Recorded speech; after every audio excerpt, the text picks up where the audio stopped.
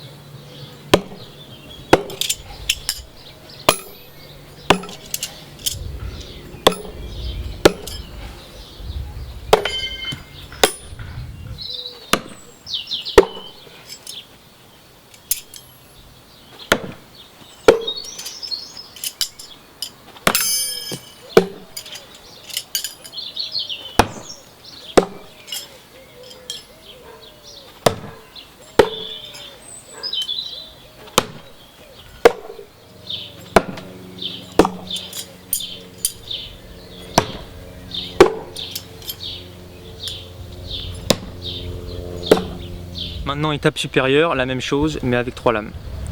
Donc voilà le grip.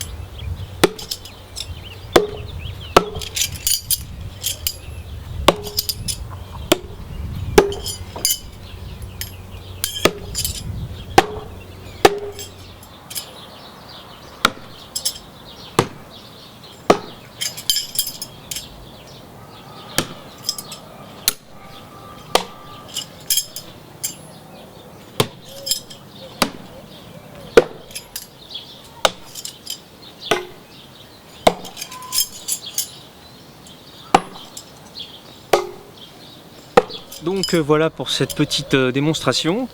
Alors bon, je maîtrise pas encore totalement, hein, je suis pas vraiment très à l'aise et puis surtout j'y arrive que d'une seule main, hein, j'ai beaucoup de difficultés encore avec la main gauche. C'est une technique qui demande quand même pas mal de travail. Je vais continuer de la travailler parce que je trouve que ça offre des possibilités vraiment intéressantes et puis je pense que dans les prochains jours je vais essayer de sortir un petit tutoriel pour expliquer un petit peu comment ça se passe au niveau des doigts, parce qu'avec deux lames c'est assez simple, sur le principe en tout cas, mais dès qu'on passe à 3, il y a quand même des transitions entre les doigts qui sont pas forcément très évidentes. Et je vais vous épargner tout le travail de recherche que j'ai eu en essayant de vous faire une petite vidéo où ce sera expliqué. Voilà, je vous remercie et puis je vous dis à très bientôt.